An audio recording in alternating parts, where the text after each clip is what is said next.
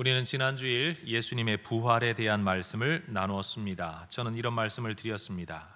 부활이 상식적인 일이 아니기 때문에 부활을 믿기는 힘들지만, 만약 부활이 일상적으로 일어날 수 있는 상식적인 일이라면 우리가 부활을 믿기는 쉽겠지만, 그 부활이 예수님을 하나님의 아들로 믿는 일에 무슨 효력을 가질 수 있겠습니까?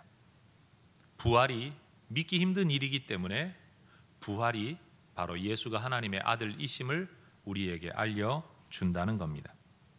사도행전 17장 30절 31절은 분명히 말합니다. 알지 못하던 시대에는 하나님이 간과하셨거니와 이제는 어디든지 사람에게 다 명하사 회개하라 하셨으니 이는 정하신 사람으로 하여금 천하를 공의로 심판할 날을 작정하시고 이에 그를 죽은 자 가운데서 다시 살리신 것으로 모든 사람에게 믿을 만한 증거를 주셨음이니라. 예수의 부활 사건 앞에서 우리는 믿을 것인지 말 것인지를 결단해야 합니다. 예수를 믿을 만한 증거를 요구하는 우리에게 우리 하나님께서는 부활이라는 사건으로 증거를 제시하셨습니다.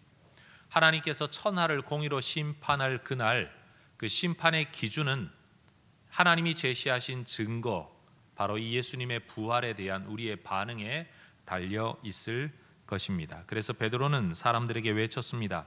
사도행전 2장 36절에 그런즉 이스라엘 온 집은 확실히 알지니 너희가 십자가에 못 박은 이 예수를 하나님이 주와 그리스도가 되게 하셨느니라. 38절에 너희가 회개하여 각각 예수 그리스도의 이름으로 세례를 받고 죄 사함을 받으라. 따라하십시다. 예수의 이름으로 세례를 받으라. 예수의 이름으로 세례를 받는다는 것은 예수의 사람이 되는 것을 의미하죠. 예수에게 속한다는 뜻입니다. 그렇게 우리가 이 예수님의 부활을 믿고 받아들일 때 우리가 하나님의 사람이 되는 것이고, 성경이 말하고 있는 하나님의 뜻, 하나님의 말씀, 하나님의 나라의 삶을 살아가게 되는 것이죠.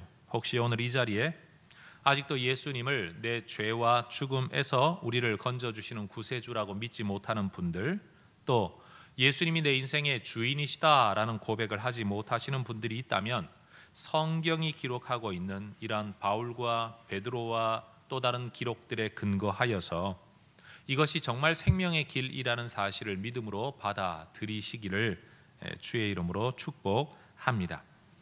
부활하신 예수님께서 부활하신 몸으로 이 땅에 나타나셔서 하셨던 일이 딱 두 가지입니다. 첫 번째는 부활하신 예수님은 제자들에게 자신의 부활한 몸을 나타내셔서 제자들이 부활을 믿기를 원하셨습니다.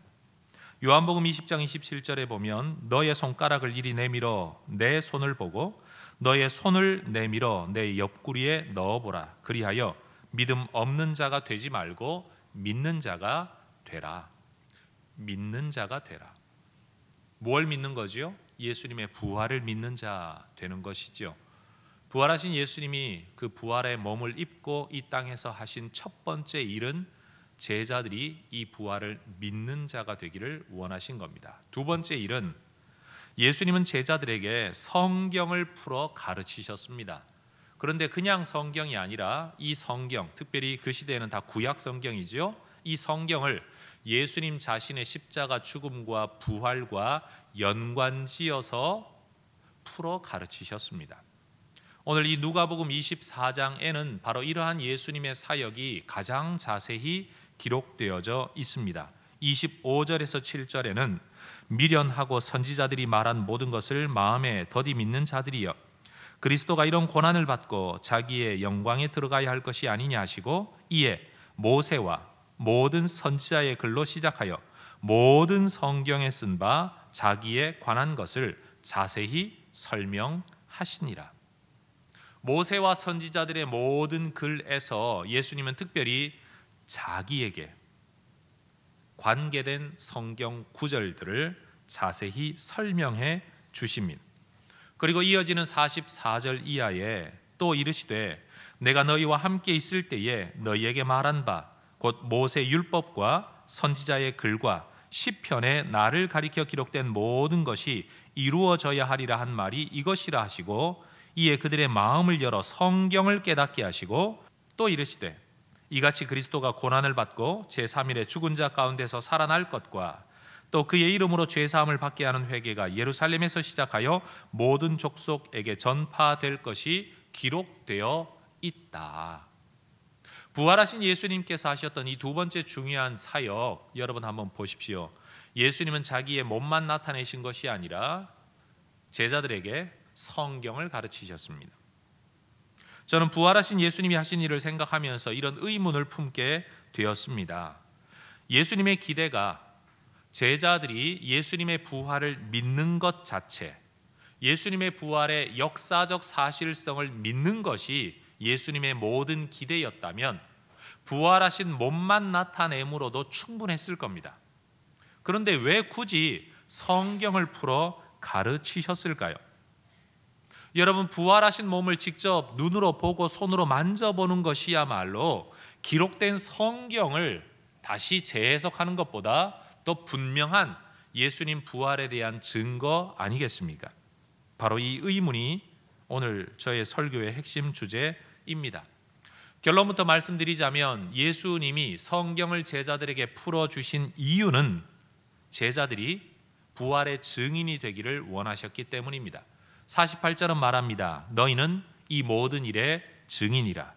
그런데 여러분, 이 증인이라는 단어가 참 중요합니다. 목격자는 앞, 뒤 설명 필요 없습니다. 그냥 보았으면 보았다, 못 보았으면 못 보았다 라고 말하면 됩니다. 그런데 문제는 예수님의 부활을 목격한 사람이라고 할지라도 여러분, 예수님의 부활의 의미가 무엇인지를 설명할 수 있는 사람이 되려면 단순한 목격자로서는 그 역할을 할 수가 없는 겁니다.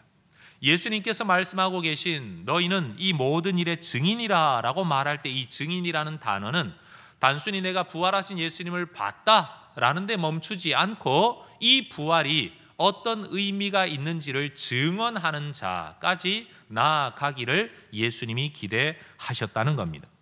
앞으로 제자들이 오고 오는 세대 가운데 만들어질 교회 공동체 안에서 예수님이 누구신지, 그의 죽음의 의미가 무엇인지, 그의 부활이 역사적 사실이다를 넘어서서 부활이 무슨 의미를 가지고 있는지를 사람들에게 가르치려면 그들은 예수님으로부터 말씀을 배워야만 했습니다. 왜 그렇습니까? 여러분, 구약 성경을 가지고 이것을 하나님의 말씀이라고 말하는 것은 유대인들도 그러합니다.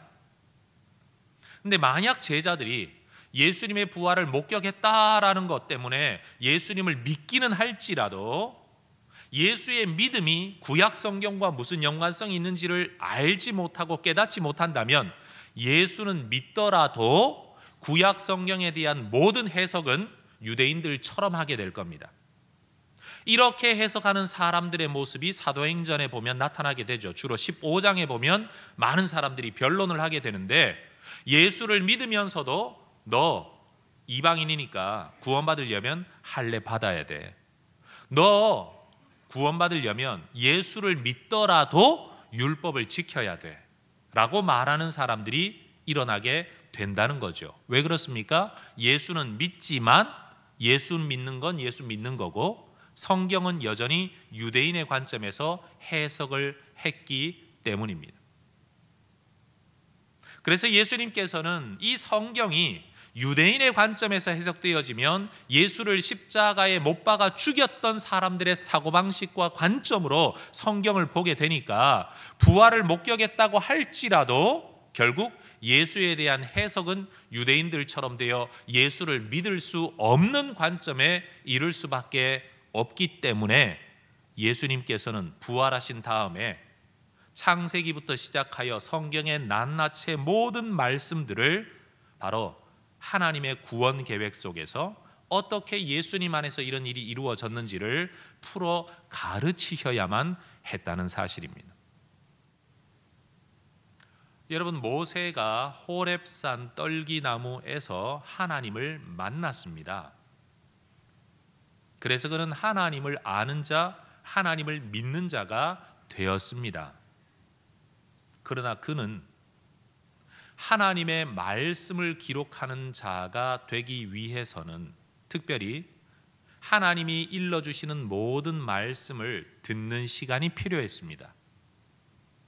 그래서 그는 훗날 시내산이라는 곳에서 40일 동안이나 여러분 사람들과 만나지 않고 고립된 산 어디에서 우리 하나님과 대면하는 시간을 가졌습니다. 그래서 모세는 태어나지도 않았던 그 옛날, 어떤 면에서는 인류가 존재하지도 않았던 시점의 천지 창조의 이야기를 그는 사람으로부터 들어서가 아니라 하나님으로부터 듣고 기록하기 시작했습니다. 개인적으로 하나님을 믿는다는 것과 그 하나님이 어떤 분인지, 하나님의 뜻이 무엇인지를 기록하는 것과 이해하는 것 사이에는 차이가 있습니다. 여러분, 희한하게도 모세도 40일 동안 시내산에 머물며 하나님의 말씀을 깨닫고 받아 적었죠. 부활하신 예수님께서도 이 땅에 40일을 계시면서 제자들에게 말씀을 풀어 가르치셨습니다. 여러분, 이러한 성경의 이야기들을 읽어보면 오늘 우리 예수님께서 제자들에게 이렇게 부활에 대한 의미를 풀어 가르치신, 특별히 성경을 가르치신 이 행동을 우리가 깊이 묵상을 해보면 우리가 예수님을 믿으면 다 끝난 것처럼 여기고 살아가는 우리의 신앙이 얼마나 문제점, 오류 가능성을 가지고 있는가를 깨닫게 됩니다. 여러분, 예수를 믿고 나서도 우리는 여전히 세상을 살아야 됩니다. 예수를 믿고 나서도 여전히 우리는 내게 주어진 내 인생을 살아야 합니다. 그런데 만약 내가 예수 믿는 믿음으로 내 인생을 재해석하지 못한다면, 예수를 믿는 믿음으로 이 세상의 역사와 문화를 재해석하는 관점을 배우지를 못한다면 예수는 믿으면서도 우리는 여전히 세상의 관점을 가지고 살아가게 될 것입니다. 예수를 믿으면서도 여전히 너 할례 받아야 구원받아, 너 율법을 지켜야만 구원받을 수 있어 라는 오해 속에 살았던 어떤 유대인 그리스도인들처럼 마치 우리도 세상의 그리스도인인데 예수는 믿는다고 말하면서도 여전히 세상의 율법을 지켜야, 세상의 유행을 따르고 세상의 가치관을 지켜야만 이 땅을 살아갈 수 있노라고. 그래서 예수의 세례를 받은 자가 아니라 세상의 세례를 받은 자로 이 땅을 살아갈 수 있다는 겁니다. 그래서 부활하신 예수님께서 제자들에게 성경을 풀어 가르치셨던 것처럼 이미 부활을 믿고 있는 그들에게 성경을 풀어 가르치셨던 것처럼 이미 예수를 믿고 있는 저와 여러분에게도 성령님께서 끊임없이 반복적으로 우리에게 말씀을 풀어 가르치지 아니하시면 우리는 예수 믿으면서도 옛날 삶으로 돌아가게 된다는 겁니다. 여러분, 예수를 믿는, 특별히 예수의 십자가 죽음과 부활을 믿는 성도들, 이 땅을 어떻게 살아야 하나? 예수님이 나를 위해 죽으시고 그리고 육체로 부활하셔서 승천하시고 나중에 심판의 주님으로 재림하시게 되는 것을 믿기만 하면 내가 이 땅에서 어떤 삶을 살든지 아무 상관이 없냐? 우리는 아니라고 대답을 해야지요. 상관이 있지요. 이 세상에는 예수님을 믿으면서도 자기 소견에 오른 대로 살아가는 것을 당연한 일로 여기는 사람들이 너무 많습니다. 예수 믿는 건 예수 믿는 거고 나는 여전히 유대인처럼 유대인의 율법 속에 사는 것처럼, 그러면서 나는 예수를 믿어 구원을 얻었다고 하지만 너는 여전히 이방인, 유대인과 이방인을 구분짓고 너는 여전히 율법을 지키며 할례를 받고 절기를 지키고 안식일을 지켜야 구원을 얻는다고 말하는 그리스도인들이 교회 역사 안에 존재했던 것처럼 오늘날도 예수를 믿고 살면서도 여전히 세상의 사고방식을 따라 우리는 살아가고 있고 그것을 별다른 문제로 여기고 있지 않다는 사실입니다. 요한계시록을 읽어보면 버가모라는 지역의 도시에 있었던 교회에 하나님 성령님께서 편지를 써 보내셨습니다. 이 성령님께서는 이 버가모라는 지역에 있었던 교회를 책망하셨습니다. 성경은 이렇게 기록합니다. 요한계시록 2장 14절 이하에 그러나 너에게 두어 가지 책망할 것이 있나니 거기 네 개의 발람의 교훈을 지키는 자들이 있도다. 발람이 발락을 가르쳐 이스라엘 자손 앞에 걸림돌을 놓아 우상의 제물을 먹게 하였고 또 행음하게 하였느니라. 이와 같이 내게도 니골라당의 교훈을 지키는 자들이 있도다. 그러므로 회개하라. 그리하지 아니하면 내가 너에게 속히 가서 내 입의 검으로 그들과 싸우리라. 따라하십시다. 내가 그들과 싸우리라. 그들이 누구입니까? 교인들입니다. 버가모라는 교회 안에 속해 있었던 교인들입니다. 아마 그들에게도 우리에게 있었던 고백처럼 예수의 십자가 죽음과 부활에 대한 고백이 있었겠죠. 그런데 하나님 말씀하시는 겁니다. 내가 그들과 싸우리라. 질문합니다. 하나님이 그들과 싸우시겠다면 그들이 하나님 편입니까? 하나님 반대편입니까? 반대편인 거죠. 따라하십시다. 교회 안에도 하나님의 반대편이 있을 수 있습니다.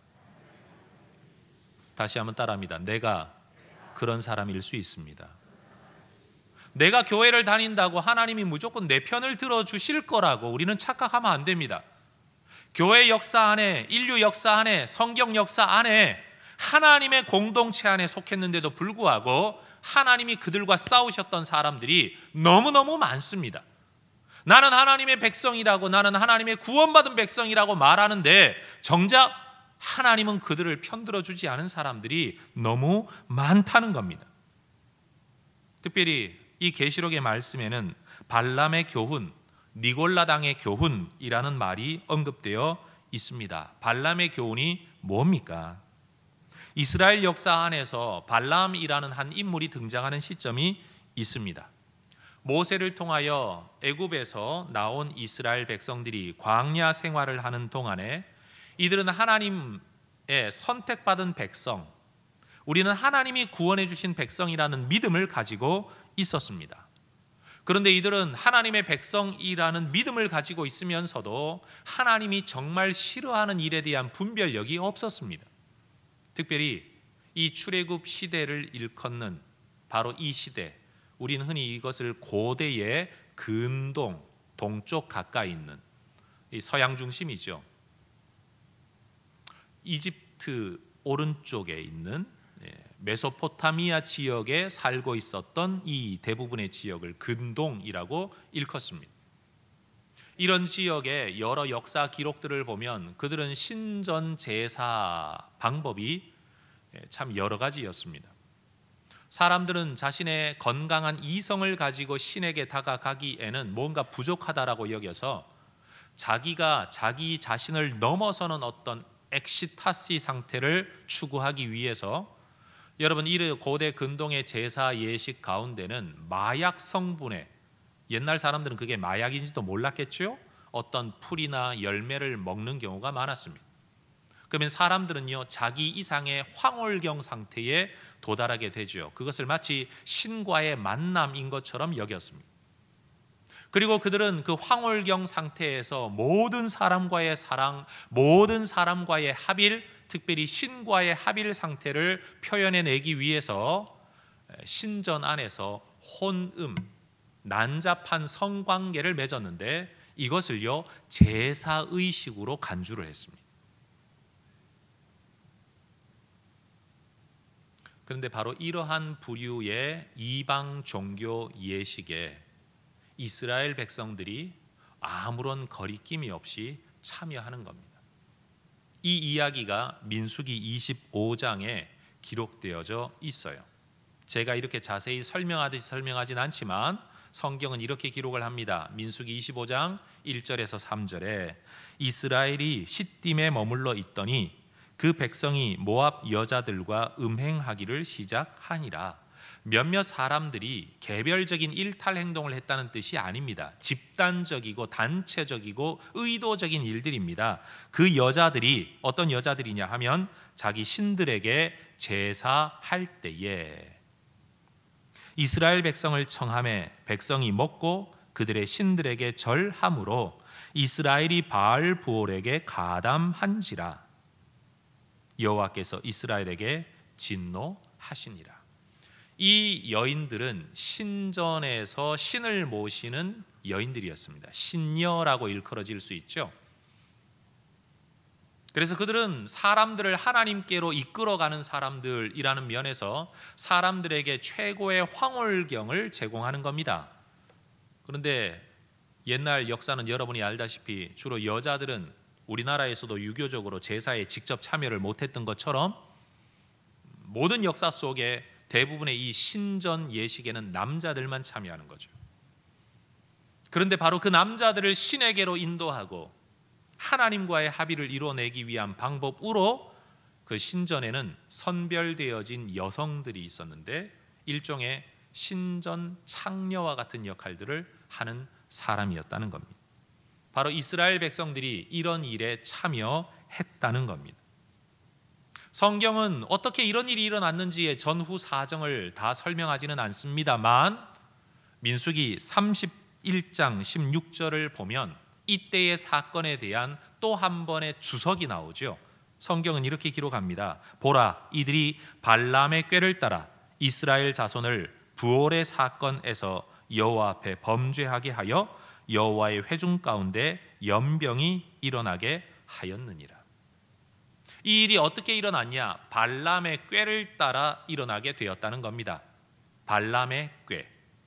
발람은 이방의 선지자였습니다. 신전 제사장 같은 사람이었습니다. 신접한 사람이라 영험함이 있었고 신통함이 있었습니다.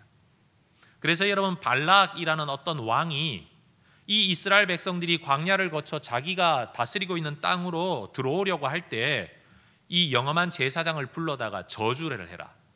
그러면 내가 전쟁에서 이길 수 있을 거다라고 불렀는데 하나님은 놀랍게도 이 신접한 우상 숭배의 제사장의 입을 통해서 이들은 진짜 하나님이 선택한 백성이다, 아무도 이들의 앞길을 가로막을 수 없다라는 말을 하게 합니다. 그러자 발락이 굉장히 화를 내죠. 야, 저주하라고 불렀더니 축복을 하냐? 그런데 여러분, 이후의 이야기가 바로 25장과 31장으로 이어진다는 거예요. 이렇게 그들을 저주하는 일에 실패한 발락 왕이 발람을 통하여 꾀를 내는 겁니다. 어떻게 하면 좋겠냐? 어떻게 하면 우리가 저들을 망가뜨릴 수 있을까? 어떻게 하면 저들을 이길 수 있을까? 앞뒤 전후 사정을 우리가 추측을 해보면 발람은 이 사람들의 무력적인 공격을 포기하고 오히려 이들이 가지고 있었던 신앙을 다 존중해 주는 것 같으면서도 하나님이 정말로 싫어하는 일들에 이들을 자발적으로 참여시키는 겁니다. 이스라엘 백성들 중에 어느 누구도 여호와 하나님 신앙을 버리지 않았습니다. 어느 누구도 대놓고 하나님을 부인하지 않았습니다. 그들은 여전히 하나님을 고백하고 광야 생활 속에서 모세의 인도를 따라 제사에 참여했던 사람들입니다. 그런데 그들이 집단적으로 자발적으로 발람의 꾀를 따라, 발람의 교훈을 따라, 발람의 가르침을 따라, 발람의 꼬드김을 따라 먹고 마시는 음식이 우리의 신앙과 무슨 상관이 있냐? 남의 신앙과 삶을 존중하여 그들과 교제를 나누는 일이 무슨 상관이 있냐? 특별히 그 시대 사람들, 그 지역 사람들은 다 이런 일을 허용하고 있고 박수치며 장려하고 있는 일에 우리가 뭐 한두 번 참여한다고 해서 무슨 문제가 있겠냐? 이게 바로 발람의 교훈입니다.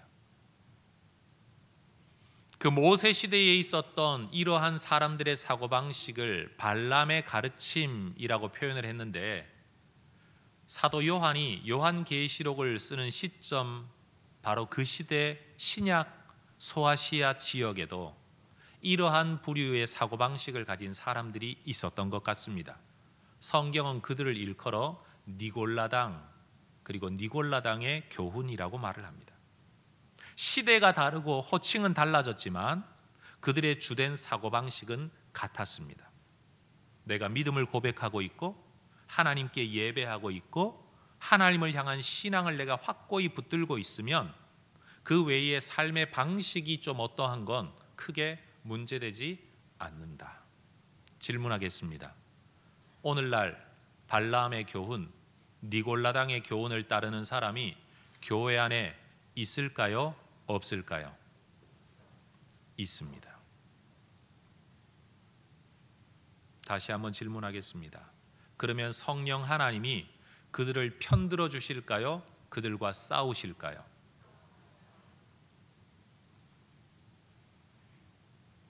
이게 우리로 하여금 내가 몸뚱아리로 교회에 속해 있고 내 입술로 예수를 고백하고 있다고 해서 내 신앙생활은 잘하고 있다라는 착각을 하지 못하게 만드는 성경의 가르침입니다.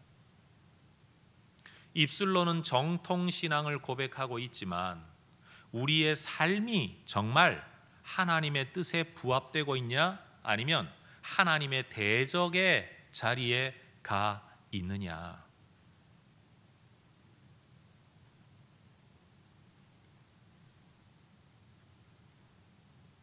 저는 성경을 가르치는 목사로서 심각하게 이런 주제를 이야기할 수밖에 없습니다. 이 발람의 교훈과 니골라당의 교훈의 특징은요, 하나님의 말씀이 아니라, 율법이 아니라, 하나님의 뜻이 아니라 자기 생각과 그 시대 정신이 모든 것의 판단 기준이 된다는 겁니다. 사사시대의 특징처럼 모두가 자기 소견에 옳은 대로 저울이 자기 자신입니다. 내가 보기에 옳으면 옳은 거고 내가 보기에 틀리면 틀린 것. 다른 사람이 다 괜찮다고 하면 괜찮은 거고 다른 사람이 다 너무하다 그러면 하나님 보시기에 바른 길이라도 그거는 광신적인 것이고 너무한 것으로 모든 기준이 인간에게 내려져 있다는 사실입니다. 십자가와 부활을 믿으면서도 여전히 하나님의 부흥을 갈망하면서도 여전히 우리가 하나님의 대적의 자리에서 살아갈 수 있다는 사실, 이 얼마나 두려운 일입니까? 교회 생활을 하면서도 교회가 중대한 결정을 내리려고 무슨 회의나 토론을 할 때에 저는 가끔씩 혼자 답답함을 느낄 때가 있습니다. 어떨 땐가 하면 앉아있는 분들마다 의견이 다른데 제가 보기에는 거기서 더 길게 토론할 필요 없이 이 문제와 관련되어진 실정법, 나라의 법, 기준이 뭔가만 딱 확인하면 이 말 저 말 다 필요가 없어지는데 법에 대한 확인은 하나도 하지 않고 자기들끼리 앉아가지고 내가 알기엔 이게 맞고 저분은 아니야 내가 알기엔 이게 맞아 그러고 있는 모습들을 볼 때마다 참 답답하다 이 생각 들 때가 있습니다. 법 기준 하나만 확인하면 네 생각도 다 소용없이 진짜 맞는 기준을 발견할 수 있는데 말이에요. 이 땅을 살아가면서 신앙생활 할 때도 물론 해석상의 차이라는 것이 존재한다는 것은 저도 인정하지만 그런 상황 속에서 나타날 수 있는 변수는 잠시 접어두고 원칙과 원론 자체를 이야기할 때 나의 생각도 너의 생각도 아니라 말씀이 하나님의 법이 뭐라고 말하느냐, 여러분 이걸 먼저 생각할 수 있으면 얼마나 좋을까요? 물론 법이 무엇인지를 안다는 것이 내가 꼭 그렇게 산다는 것과 같지 않을 수 있습니다. 그러나 내가 그렇게 살지 못한다고 해서 법을 무시하거나 법을 없는 것처럼 여겨서는 안 되는 것 아니겠습니까? 오늘날 교회 안에, 죄송합니다, 제가 이 표현을 쓰면 마음에 걸리는 분들이 분명히 계신데 어쩔 수가 없습니다.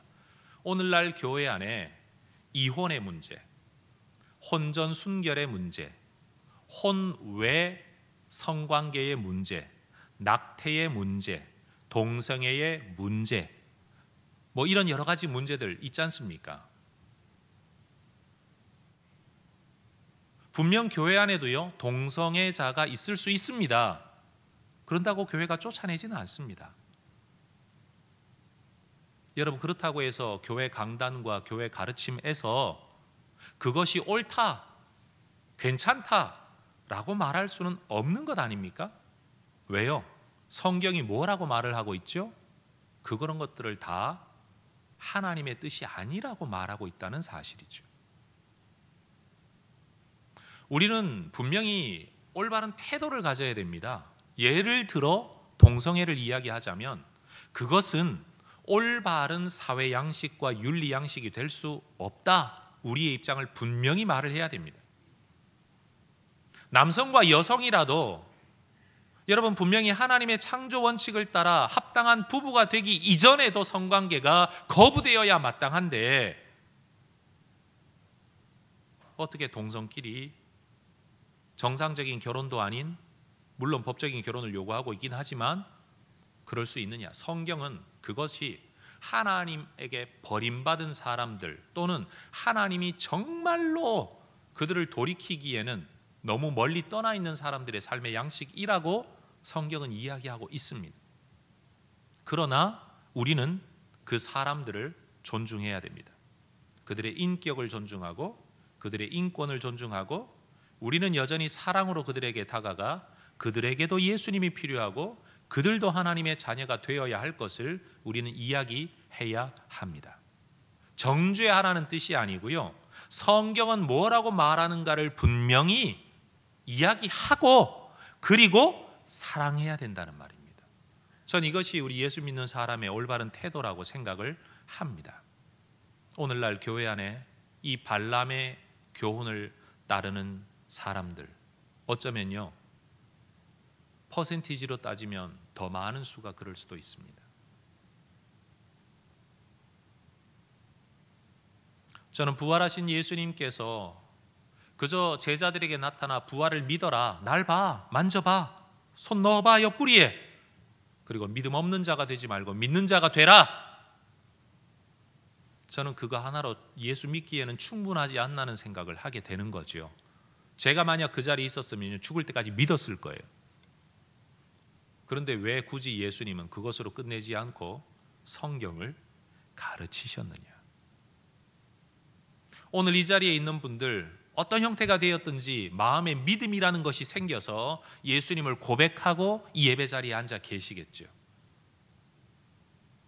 우리 부활하신 예수님이 그러하셨던 것처럼요, 오늘 저와 여러분에게도 우리 성령님께서 뭘 하기를 원하실까요?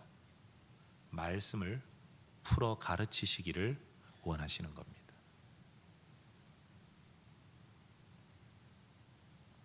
우리 하나님께서 하시는 일, 그냥 아무 때나 불쑥불쑥 아무 일이나 하시는 게 아니라 성경이 말하는 것처럼 떠오르는 해처럼 일정하신 우리 하나님께서는 하나님의 방식과 법칙이 있어요.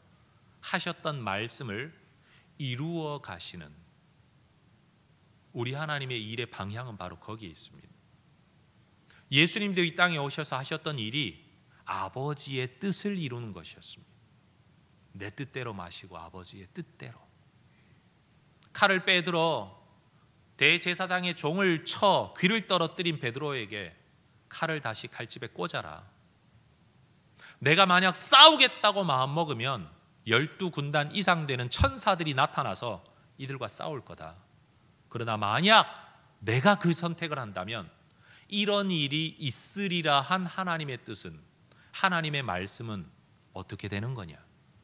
그래서 나는 하나님의 말씀이 이루어지기 위하여서라도 내가 쓸 수 있는 권한을 내려놓겠다. 이게 예수님의 삶이었습니다. 사도 바울은 어떠했나요?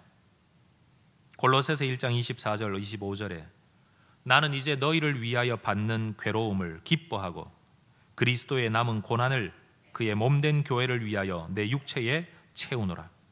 내가 교회의 일꾼 된 것은 하나님이 너희를 위하여 내게 주신 직분을 따라하십시다. 하나님의 말씀을 이루려 함이니라.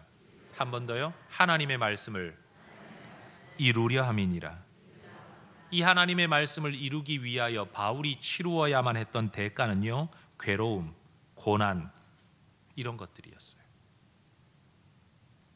바울의 삶의 목적은 자신의 안녕과 부귀영화에 있지 않았습니다. 하나님의 말씀을 이루려고. 이것이 우리 신앙 선배들의 신앙 가치관이요, 성령 충만한 사람들의 특징이요, 하나님의 뜻을 깨달은 자들의 삶의 공통된 양식이었습니다. 하나님께서도 성경을 이루어 가시고 예수님께서도 성경을 이루어 가시고 성령님께서도 이 말씀 안에서 이 말씀을 이루기 위하여 일하고 계시고 이 성령에 감동받은 하나님의 사람들도 말씀을 이루려고 살아가고 있다는 겁니다. 그럼 오늘 우리는 어떻게 살아야 될까요? 대답 한번 해보실 수 있겠습니까? 우리는 어떻게 살아야 할까요? 말씀을 이루려고 살아야 합니다. 내 안에 하나님의 말씀이 이루어지고 하나님의 뜻이 세상 속에서 이루어지기 위하여 내 작은 능력 인생이라도 내어드리는 삶, 우리 하나님은 바로 그것을 원하고 계신다는 겁니다. 여러분, 우리의 삶에 이 말씀이 살아있어야 됩니다. 말씀이 죽은 그리스도인은 죽은 그리스도인입니다. 하나님의 말씀이 우리를 이끌어 가야 하고 하나님의 말씀이 우리 인생의 방향과 푯대가 되어야 하고 하나님의 말씀이 우리의 삶의 모든 가치, 의미를 해석하는 기준이 되어야 합니다. 부활하신 예수님이 뭐 할 일이 없어서 성경을 가르치셨겠습니까? 얼마나 중요했으면 그 일을 하셨겠습니까? 그런데 우리는 도대체 이 말씀을 어떻게 여기고 있습니까? 하나님의 말씀이 여러분 우리 안에 담겨 있어야 됩니다. 말씀을 알려고 해야 되고 의도적으로 묵상하고 의도적으로 연구하고 의도적으로 더 깨달아가기 위하여 기도해야 됩니다. 사람들은 흔히 회개해야 된다라고 말을 하는데 여러분, 이 세상에 어떤 사람도요 자기가 옳다라고 여기는 삶의 방식으로 살아가고 있지 내 생각에 틀렸다고 하는 생각으로 자기 삶을 끝까지 사는 사람은 아무도 없습니다. 그런 사람에게 회개해라 그러면 뭘 회개해? 라고 말을 할 겁니다. 회개가 가능한 건요, 내 생각, 내가 옳은 대로 살아온 내 생각이 기준이 될 때는 회개할 게 전혀 없어요. 어느 누구에게도. 그런데 그 앞에 하나님의 뜻, 하나님의 말씀이 뭔가를 보여주면 내가 뭐가 잘못되었는가를 알게 되죠. 10cm는 요만큼이야 라고 사람들은 다 이야기할 겁니다. 그런데 여러분, 이걸 고치려면 어떻게 해야 됩니까? 자를 거기다가 갖다 대는 수밖에 없죠. 내가 좀 더 길게 잡았네? 아니면 짧게 잡았네? 고치게 되는 겁니다. 그래서 성경이 영어로 캐넌입니다. 캐넌, 자라는 뜻이에요. 하나님의 말씀이라는 자가 우리 인생에 딱 들어와 봐야 내가 뭐가 잘못되었는지 어디서 어긋났는지를 알고 기도하고 회개할 수 있다는 사실이에요. 어디 그뿐입니까? 하나님의 말씀이 내게 뭘 원하는지를 알아야 내가 그렇게 살아야 될 방향을 깨닫게 되고 내가 그렇게 살아야 되는데 그렇게 살지 못했던 내 인생, 한 번도 그렇게 살아보지 못했고 그 삶을 살아낼 능력이 없는 나 자신을 두고 비로소 기도할 수 있게 되는 겁니다. 왜요? 도와달라고. 은혜를 구하는 기도가 비로소 그때 가능해지는 겁니다. 그러니 여러분, 우리의 부족함에 대한 회개도 우리의 채워짐에 대한 소망의 기도도 결국 말씀이 있어야 가능해지는 거죠. 여러분은 자식이 어떤 자녀들이 되기를 원합니까? 시대 정신을 따라 그냥 되는 대로 살아라, 여러분 그렇게 말씀하고 싶습니까? 그렇다면 뭘 기준으로 우리가 이런 삶을 살아야 된다라고 말씀하실 수가 있겠습니까?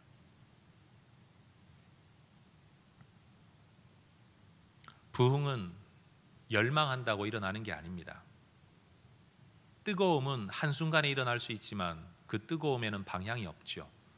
불도 사실은 우리가 보기에는 방향이 없는 것 같지만 불길이라는 방향이 있다고 합니다.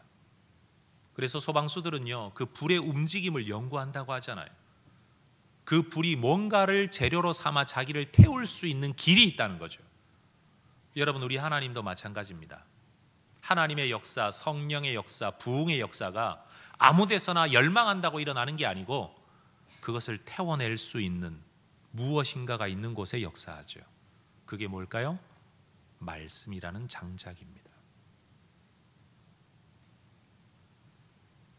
부활의 체험이 부흥을 가져왔다면 예수님의 부활을 경험하고 목격한 바로 그 자리에서 대대적인 부흥이 일어났어야 합니다. 그러나 진짜 부흥은 그때 일어나지 않았습니다. 예수의 부활에 대한 믿음을 가지고 예수의 약속의 말씀을 붙들고 자기들의 죄를 회개하며 소망의 기도를 하는 자리, 말씀이 있고 회개가 있고 기도가 있는 자리에 성령이 역사하실 때 부흥이 일어나게 되는 겁니다. 우리가 정말로 하나님의 부흥을 꿈꾼다면 우리에게도 이러한 요소들이 구비되어져야만 할 것입니다. 우리가 가지고 있는 장점 중에 하나는 말씀이죠. 아무래도 장로교회는 말씀에 대한 강조를 많이 해왔기 때문에. 그러나 오늘날 이제는 장로교인들도 더 이상 여러분 말씀에 대한 자랑을 할 수 없을 만큼 너무 무지한 자들이 되었습니다. 교회를 다니지만 여전히 말씀이 뭘 말하는지 모르고 성경이 어렵다는 핑계를 대면서 성경에 관한 해석된 설교집이나 이야기책이나 문학책이나 어린이 성경을 읽으면서 여러분 각색되어진 성경을 읽으면서 진짜 성경에 대하여 점점 무지해져 가고 있다는 사실을 저는 발견하게 됩니다. 심히 우려스러운 일입니다. 말씀을 맺습니다. 여러분, 하나님의 말씀이 부활하신 예수님께서도 이 말씀을 그렇게 중요하게 여기시고 가르치셨다. 부활하신 예수를 믿는 내가 과연 어디에 내 삶의 에너지를 쏟아야 되는지 너무 분명하지 않습니까? 부활한 예수를 믿으면서도 발람의 교훈, 니골라당의 교훈을 따라 살아가지 마시기를 주의 이름으로 축원합니다. 그리고 정말로 말씀을 따라 살아가는 하나님의 사람들이 될 수 있기를 원합니다. 예수를 믿으면서도 유대인 그리스도인으로서 유대 율법과 그 사고방식에 사로잡혀 있었던 초대교회 우리의 신앙의 선배들의 오류를 우리가 범하지 않기를 원합니다. 세상 속에서 우리가 살지만 예수는 믿는데 세상적 가치관을 가지고 살아가는 우리가 그런 사람이 되지 않기를 원합니다. 옆에 분에게 한번 손을 잡으며 악수하며 이야기하십시다. 말씀의 사람이 됩시다. 네, 말씀을 읽는 일에 열심 내고 배우는 일에 열심을 내고 묵상하고 암송하고 연구하는 일에 할 수 있는 한 여러분 우리가 좀 더 열심을 낼 수 있기를 원합니다. 그러지 않으면요 기준이 뭔지를 몰라서 막 살게 됩니다. 되는 대로 살게 됩니다. 그러면 하나님이 우리와 싸우시려고 다가오시게 됩니다. 누가 하나님을 이기겠습니까? 여러분 하나님의 뜻을 따라 살아감으로써 하나님이 편들어 주시는 인생, 하나님이 복 주시는 인생 되기를 축복합니다. 합심해서 기도하십시다.